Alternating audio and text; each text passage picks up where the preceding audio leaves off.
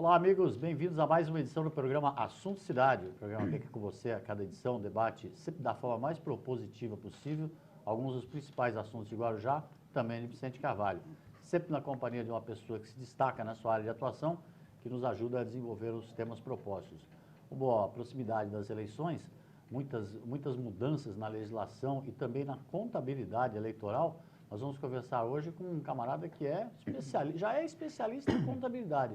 E ainda mais se tratando de contabilidade eleitoral, um tema ao qual ele se aprofundou bastante ao longo dos últimos anos.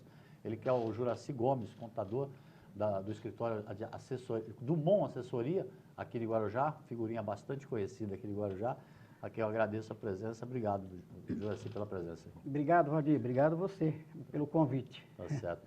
Juraci, para a gente deixar de delonga, né, e começar a entrar logo no assunto, a legislação eleitoral ela é cada vez mais, ela cerceia cada vez mais, assim, acho que usando um verbo assim que pode parecer pejorativo, mas acho que é o verbo certo, justamente para evitar os abusos por parte de um candidato ou outro, assim tal, principalmente abusos econômicos, né?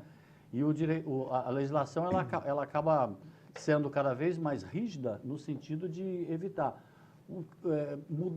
Tem mudado muita coisa ao longo dos últimos anos, assim, e a gente sabe que essa eleição de 2020 está consolidando uma série de mudanças aí dos últimos anos. Pegando o teu campo principal, assim, a área de contabilidade, aquela área de prestação de conta, que acaba deixando muito candidato que se elegeu, fazer o candidato perder o mandato muitas vezes por causa de contabilidade, né? Verdade. O que você tem assim de destaque, assim, que você acha assim, que mudou bastante, que os candidatos precisam se preocupar a partir dessa eleição, você? Olha, Valdir, mudanças a cada ano o Tribunal Superior Eleitoral vem criando, né, jurisprudências, vem criando normas, né, cada vez mais efetivas. E o que acontece? Acontece que tanto partido, candidatos e eleitores precisam, a cada eleição, estar atento a toda essa modificação, porque a finalidade é o que você mesmo falou. A Justiça Eleitoral, ela quer coibir abusos, ela quer coibir, né, que o partido, que o candidato, ele não cometa erros, né? Então, vários aspectos, várias mudanças houve, né, da eleição passada para esta eleição, e é isso que a gente quer conversar hoje, passar para o partido, para os partidos, para os candidatos, passar para os eleitores, principalmente. Exatamente. Tá certo? É aí que eu ia entrar, porque a questão da contabilidade, na contabilidade eleitoral, vamos chamar assim, ela interessa para quem é candidato, para partido e tudo, mas interessa também para aquele eleitor e para o camarada que vai trabalhar para um determinado candidato, né? Sem dúvida, principalmente aquele eleitor simpatizante, Sim. não é? Que é aquele eleitor que gosta do partido ou vai de gosta... graça. Isso, aquele que gosta do partido ou gosta de um determinado candidato. Então, muitas vezes, Valdir, esse eleitor simpatizante, ele, na ansiedade de querer ajudar, pode muitas vezes atrapalhar o próprio candidato ou o próprio partido em função da legislação eleitoral. Então, isso precisa se tomar um cuidado muito grande, porque nestas eleições, a Justiça Eleitoral cada vez mais vai estar atenta, né, a esses erros, né, e cada vez mais vai estar cobrando do partido, do candidato, para que faça de maneira correta. Por exemplo, esse simpatizante ou a pessoa que aproveita o período de eleição para trabalhar, para distribuir um papelzinho lá, aquelas coisas tal, segurar uma bandeira, essas coisas, não sei nem o que vai ser permitido esse ano ainda, em termos de propaganda, mas, por exemplo, que cuidado que ele tem que tomar, assim, estamos falando do cidadão comum, assim, aquele que vai ou porque gosta do candidato ou porque é contratado para prestar aquele serviço ali. Então, Valdir, primeiro, esses candidatos que irão trabalhar, né, eles estarão trabalhando, esses cabos, né, eleitorais, nos cabos eleitorais. Isso chama-se gasto de campanha para o partido ou para o candidato. E essas pessoas que irão trabalhar precisam tomar um cuidado muito grande, né? Porque além do partido hoje ser obrigado todos os partidos e todos os candidatos, a fazer a discriminação, um relatório periódico, né, desse serviço que esse cabo eleitoral vai realizar, do que essas pessoas irão prestar, do valor que ele vai pagar, porque tem que ser um valor compatível com o serviço que ele está realizando. Além disso, essa pessoa que vai prestar esse serviço tem que tomar alguns cuidados, algumas precauções. Por exemplo, né, vamos imaginar que essa pessoa esteja recebendo algum auxílio de algum programa do governo. Algum programa de Bolsa Família. Bolsa Família, por exemplo. Ou nesse período que nós estamos de pandemia, o auxílio emergencial. O auxílio emergencial. Então, veja bem, essa pessoa, ela tem que tomar muito cuidado. Por quê? Porque na hora dela solicitar esse auxílio, ela fez uma declaração. Correto. Né? Disse que estava desempregada. Fragilidade social. Exatamente. Disse que estava impossibilitada, né, de trabalhar e tudo. Então, veja bem, se ela realmente fez essa declaração, está recebendo o auxílio, se ela passar a trabalhar para um candidato ou para um partido, a Justiça Eleitoral vai estar atenta a isso, né? E vai haver cruzamento de informações. Vai dar problema para ela e para o candidato, para os dois. Vai dar problema para ela e para o candidato. Para ela, porque ela pode vir a perder o auxílio que está recebendo. Exatamente. Tá certo?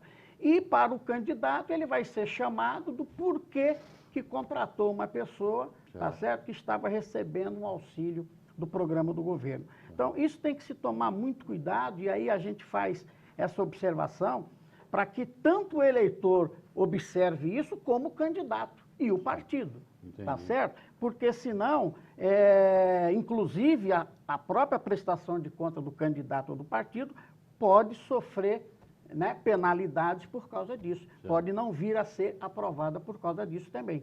Então, muito cuidado, né? O eleitor tem que ter muito cuidado, tá certo? E essa mesma observação a gente faz para aquelas pessoas que estão desempregadas, aquelas pessoas que estiveram desempregadas também no ano de 2019 e que hoje também estão recebendo aí. Observa-se que essas pessoas, elas não podem, em hipótese alguma, fazer doação financeira ou estimáveis para o candidato ou para o partido. Em hipótese alguma, tá certo? Eu ia até fazer um parêntese contigo, que sempre tem aquele jeitinho brasileiro que todo mundo faz. Às vezes o candidato, para engordar ali o seu coisa, pega um cara meio de laranja, vamos dizer assim, coloca lá o nome, CPF. Muito cuidado nessa hora, né? Muito cuidado nessa hora, até porque também, né, hoje, quem é que pode fazer doações? Quem que pode, né, fazer doações? Quem pode fazer doações financeiras ao partido e ao candidato? Primeiro, somente as pessoas físicas. Certo. Pessoas jurídicas estão vedadas. Certo. Não há possibilidade de pessoas jurídicas doar mais para partido ou para candidato. E as pessoas físicas podem doar? Podem, contanto que ela só pode doar 10% dos rendimentos brutos que ela teve no ano de 2019. Certo. Tá certo? Isso quer dizer que ela tem que comprovar o quanto recebeu. Vou dar um exemplo. Se ela recebeu, né, acima de 28.500, ela estava obrigada a apresentar a declaração do imposto de renda de 2019, tá certo? Ela só pode declarar, ela só pode doar 10% do que ela recebeu. Então, vou dar um exemplo simples.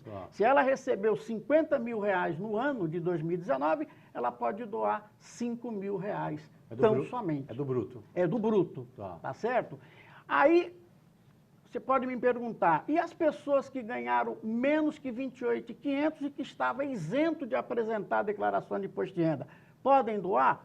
Podem, contanto que seja 10% daquele rendimento comprovado. Aquele rendimento que ele teve, vamos imaginar que ele teve 20 mil reais de rendimento, ele estava desobrigado de apresentar a declaração do imposto de renda, Então. mas tem que obedecer o limite de 10%. Ele tem que guardar os seus comprovantes de uma Exato. maneira que, se um dia vier a ser instigado a provar, ele Ele é provar que- obrigado a apresentar o apresentar. comprovante que ele recebeu Entendi. aquele valor. Então, No ato da doação já. isso. Então, se ele recebeu no ano de 2019 R$20 mil e não apresentou o imposto de renda porque ele estava desobrigado, quanto é que ele pode doar? Somente R$2 mil, Certo. que é os 10%, tá certo? Tem que tomar- Esse é o ponto. Aí, outra questão da pessoa física, né?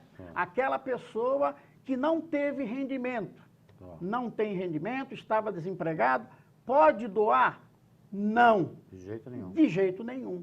Então, observa-se que essas pessoas físicas, tanto as que irão trabalhar para o candidato ou para o partido, como também que queiram doar, aí já entra aquele caso do eleitor simpatizante, Tá. né? Que gosta que quer doar para o partido, quer doar para o candidato. Inclusive, essa pergunta que você fez, né? De maneira, o candidato, de repente, vai lá, dá o dinheiro para ele depositar, aquela coisa toda. Para burlar a legislação, muitas vezes. Não façam isso se não tiver como comprovar. Não façam isso de jeito nenhum.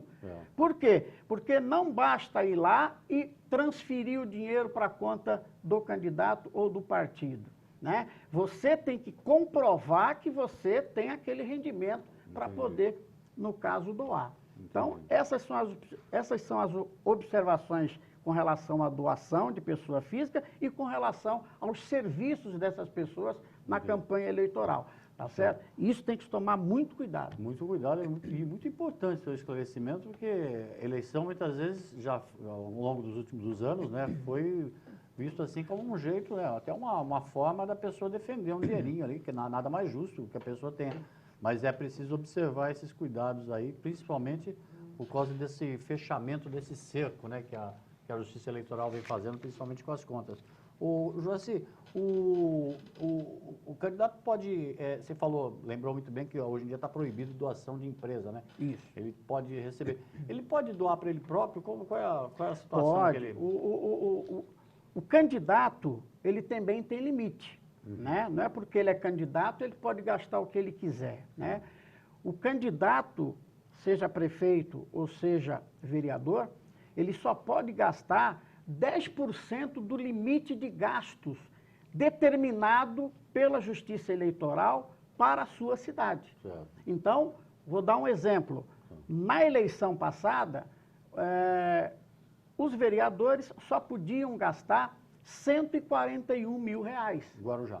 No Guarujá, cidade do Guarujá. Por quê? Cada cidade tem um limite, porque é com base no número de eleitores. Tá certo? Então, para o Guarujá, no ano passado, na eleição passada, foi R$141 mil. Quanto é que o candidato pôde doar para si próprio, ou seja, para a sua própria campanha? Né? R$14 mil. 14 mil.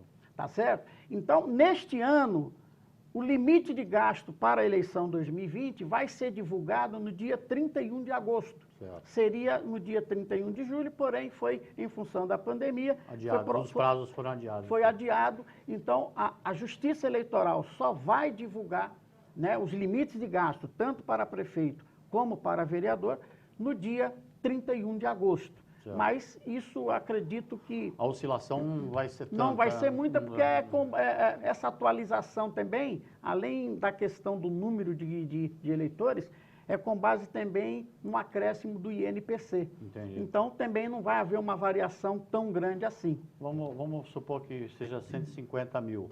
O candidato a vereador, estamos falando de candidato a vereador, que é a maioria, né? Isso.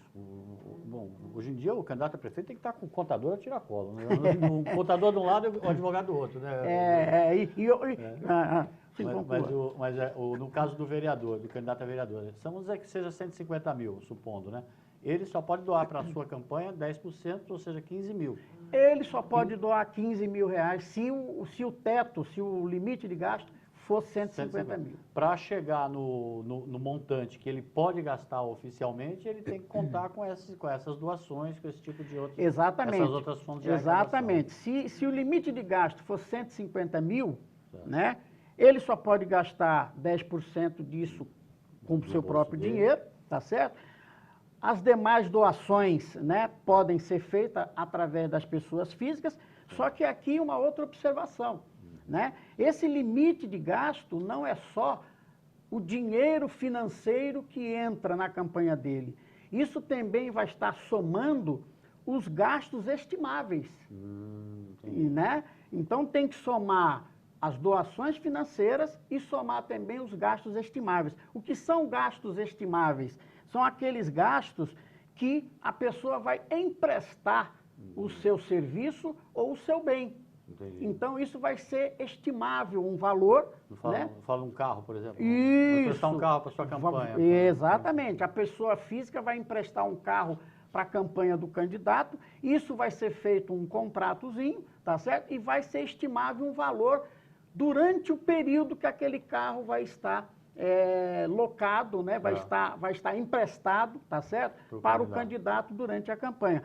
Uma outra observação, Valdir, já que nós entramos nessa parte do veículo, é uma outra preocupação que a pessoa física tem que ter.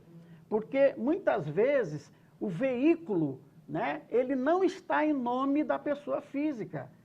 No caso do leasing, por exemplo, a pessoa comprou um carro, está no leasing, está em nome da pessoa jurídica.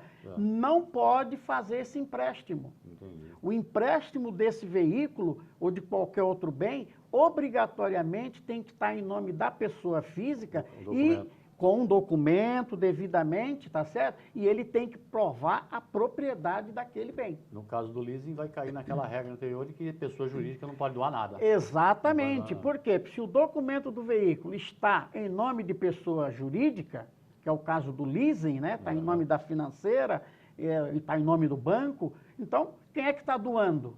É a pessoa jurídica. Então não pode. Então, mais uma observação que a pessoa física, que o eleitor precisa tomar.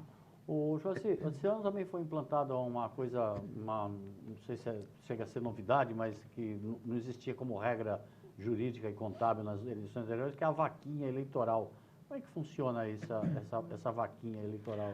Então, a vaquinha eleitoral ainda é permitida, tá? Mas tem uma legislação específica para a vaquinha eleitoral, tá? A vaquinha eleitoral, existe a situação de antes da campanha e durante a campanha, né? Antes da campanha, para ser feita uma vaquinha eleitoral, o candidato ele teria que contratar uma empresa especializada na obtenção desses recursos, as pessoas iriam contribuir, tá certo? É uma conta específica para isso, iria contribuir para que essas vaquinhas, esses valores doados, fossem depositados nessa conta, tá certo? E no momento que ele abrisse a conta de campanha, essa empresa que recebeu esse valor iria transferir esse valor para a conta de campanha do candidato, devidamente especificando nome e CPF de quem deu esse valor. E com as mesmas regras que nós falamos anteriormente. Com as mesmas regras, que ele também só pode também fazer isso com 10% do seu rendimento. Durante a campanha, também isso é possível, porém, isso tem que ser feito diretamente na conta do candidato.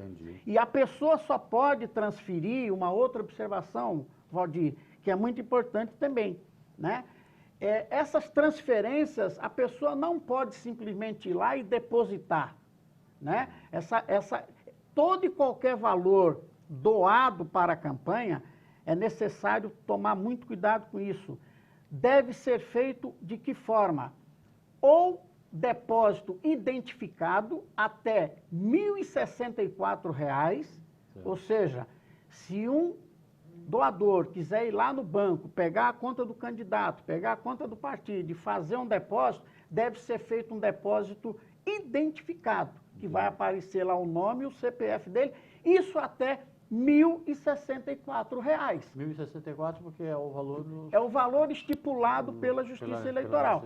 Agora, se for um valor superior, só é possível doar através de cheque nominal cruzado, né? Ou transferência eletrônica bancária, seja TED, seja DOC, porque tudo isso vai estar nominal, tudo isso vai estar com o CPF da pessoa. Entendi. Então, mais uma observação que o eleitor tem que ter, tá certo? Não pode simplesmente ir lá e fazer um depósito qualquer. Tem que ser feito através de depósito identificado ou cheque nominal cruzado ou transferência eletrônica bancária. São observações pertinentes e muito importantes aí para todos os eleitores, né? Como a gente falou, aquele que aproveita aí a época da eleição para trabalhar ou para simpatizando com algum candidato, querer ajudar o que o candidato ganhe a eleição. E importantes também para os candidatos que têm que ter cada vez mais cuidados aí com relação à conta eleitoral. O Juraci, aquelas prestações de contas periódicas que são feitas antes de terminar a campanha, aquilo permanece, mesmo com a pandemia que empurrou os prazos e tudo? Sim, permanece. Uma outra observação importantíssima nisso é que tanto partido como candidatos têm que se ater todo e qualquer dinheiro que entrar em sua conta de campanha, o candidato e o partido tem até 72 horas para comunicar à Justiça Eleitoral. Tá? Esse é o primeiro ponto. Tá? Obrigatoriamente, entrou o dinheiro, tem que ser comunicado. E aí já é um relatório diário, praticamente, porque entrou, tem que comunicar. Entrou na conta, não importa o valor, tem que comunicar à Justiça Eleitoral. A prestação de conta parcial, ela permanece, tá certo? A prestação de conta parcial, ela tem que ser realizada até o dia 25 de outubro, tá certo? Todos os candidatos, todos os partidos precisam fazer a sua prestação de conta parcial, mandar os relatórios, mandar tudo que aconteceu até o dia 25 de outubro, deve ser enviado através da Justiça Eleitoral, e aí quem envia, evidentemente, é o contador, né, que está tomando conta. A prestação de conta final vai até dia 15 de dezembro, mesmo sendo primeiro turno e segundo turno. Ou seja, se tivermos segundo turno, também vai ser... O prazo é o mesmo. O caso é o mesmo, o vencimento é o mesmo, vai até dia 15 de outubro, tá certo? E uma outra coisa importantíssima, já aproveitando isso, né, já que nós estamos falando de gasto, né, o prefeito que gastar, vamos imaginar, na eleição passada o prefeito teve como limite de gasto 1.300.000, né? Vamos imaginar que esse ano seja 1.500.000, né? Ele só pode gastar no segundo turno 40% disso. Entendi. Então está limitado a 40% do limite do gasto. Mas ele pode gastar 1,5 milhão até o final do primeiro turno? Não. Não. 60%. 1,5 milhão é o total gasto que ele pode, né, gastar. Tá certo? Então, se ele tiver esperança de ir para o segundo turno, ele tem que tomar cuidado com o que gastou no primeiro. Exatamente isso. Complicado, hein, assim. o cara não sabe se torce para ter dinheiro ou para não ter, né? Exatamente isso, Valdir. Né? No caso as despesas eleitorais, o que mudou em termos de o que é permitido e o que não é permitido em função para essa eleição? As despesas eleitorais têm... Basicamente, todas as despesas são possíveis, né, de serem deduzidas. Agora, existem algumas que tem que se tomar cuidado. Uma delas é a questão do combustível de veículos, né? Primeiro que para se gastar com combustível, o veículo tem que estar devidamente cadastrado, né? Ou o candidato ou o partido precisa estar com a documentação do veículo. Com a origem, né, daqui do veículo. A origem do veículo, quem está prestando aquele serviço no veículo, né? E outra coisa, o custo desse combustível, toda e qualquer despesa também tem que ser com documento fiscal, em nome do candidato, né, com CNPJ do candidato ou CNPJ do partido, tá certo? Tem que tomar muito cuidado com isso, né? Uma outra coisa que a Justiça Eleitoral limitou a partir dessa eleição é que, no caso de carreatas, né, onde normalmente o candidato acaba gastando combustível com os carros lá dos simpatizantes, aquela coisa toda, primeiro que esses veículos terão que estar cadastrados, tá certo? E segundo, que a Justiça limitou só 10 litros por veículo. Em um dia? Por carreata, né? Por carreata. Por carreata. Então, isso tem que estar no relatório, né? Dia tal, horário tal, foi feito carreata em tal lugar. Até a tá carreata está no crivo da contabilidade ali, né? Exatamente, né? Então, são detalhezinhos, né, que muitas vezes pode se passar despercebido, só que a Justiça Eleitoral não vai passar despercebido, né? Então, os candidatos e partidos têm que tomar cuidado com isso. Carreata vai ter o custo de combustível, tem que relacionar, tem que cadastrar o veículo e tem que dizer quantos litros naquela carreata foi utilizado, que só pode ser 10 litros por veículo. Ô, José, o partido que tem lá, vamos supor, um P não sei o que lá, não vamos ser aleatório.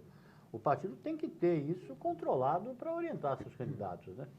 E nem todo mundo vai ter condições de acompanhar todas essas nuances, essas mudanças. Então, Valdir, é uma outra coisa que mudou também na legislação, que é assim, né? Muitos acham que o contador, né, não é tão importante, que ele mesmo faz, né, no caso da prestação de conta. Só que tem o seguinte, obrigatoriamente a partir desta eleição municipal, partido e candidatos é obrigado a contratar contador e advogado. Entendi. Né? E outra coisa importantíssima que nas eleições passadas era possível, né? Era o contador e o advogado doar o seu serviço para o partido ou para o candidato. Nesta eleição está proibido. O que cá entre nós não era muito o que ocorria, né? Para não entrar na prestação de contas. Exatamente, né? Então, parecia como doação, mas na verdade... Isso, a partir desta eleição, nós estamos falando desta, mas isso já funciona desde a eleição passada, que foi para deputado, mas para nós aqui municipal, contador e advogado obrigatoriamente terão que ser contratados. Inclusive, no Conselho de Ética da OAB, isso aí os advogados podem até citar, que consta lá que realmente eles não podem mais doar, né, o seu serviço na campanha eleitoral. Eles têm que serem contratados. E o contador, a mesma coisa. Não pode doar mais o seu serviço, tem que ser contratado, e isso tem que gerar como custo. E esse custo, uma outra coisa importante, né? Eles obrigaram ter o contador e o advogado, só que esse custo do contador e o advogado não irão entrar no limite de gasto. Né? Está fora. Está fora. Então, por exemplo, se o candidato a vereador ele tem que gastar este ano R$150 mil, se ele gastar 5 mil com o contador, 5 mil com o advogado, esses valores não entram nessa conta dos 150 mil. Entendi. Pelo menos valorizou a profissão, né? Exatamente. Valorizou a profissão de advogado e contador. Exatamente. Bom, são regras tão complexas, tão rígidas, né? E, na verdade, são regras que já deveriam... a legislação está se adaptando ao longo das eleições, né? Justamente para evitar os abusos, né? Exatamente, como a gente falou no começo. Mas a finalidade única, Valdir, é exatamente essa, né? Abusos. E esses abusos, né? A Justiça Eleitoral, e muita gente não sabe disso, a penalidade é muito grande. Porque no caso de penalidade, no caso de erro, no caso de abuso, né? O candidato que for eleito, por exemplo, ele pode não ser diplomado. Entendi. Né? E que se ele for diplomado e isso foi encontrado após, ele pode ser cassado. Quer dizer, né? É melhor prevenir do que remediar. Remediar. Né? Até porque não tem remédio. Né? E uma outra coisa que vai mexer com o bolso, né? Do candidato. O que é? É que qualquer diferença verificada indevida, a multa é 100% do valor. Vixe, Maria. Então, quer dizer, é uma coisa grandiosa, né? Nós estamos falando aqui de mil, né? de 10 mil, 1 milhão, que é o caso, né? dos limites. Então, tem que se tomar muito cuidado, né? O que a gente aconselha, né? e é o que a Justiça Eleitoral determina, né? e determinou, é que os contadores, que os partidos peguem o contador, faça tudo direitinho, né? pega o advogado, tá certo?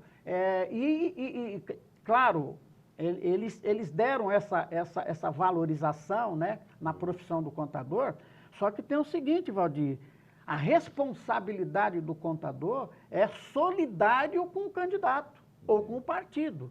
Então, se houver qualquer tipo de anormalidade, fraude ou qualquer situação, o contador também será responsável e vai responder. Por quê? Porque a assinatura da prestação de conta é feita pelo candidato ou pelo administrador financeiro e pelo contador. Entendi. Juraci, eu acho que a gente vai precisar conversar quase que toda semana até a eleição. E você que é candidato ou pretende trabalhar para o candidato, eu vou fazer o seguinte, eu telefonava toda hora para o teu escritório para perguntar, Juraci, posso fazer isso? O telefone foi passando de vez em quando aí, que é o 3018-9535, é o telefone do escritório do MON Assessoria Contábil, do nosso querido Juraci Gomes.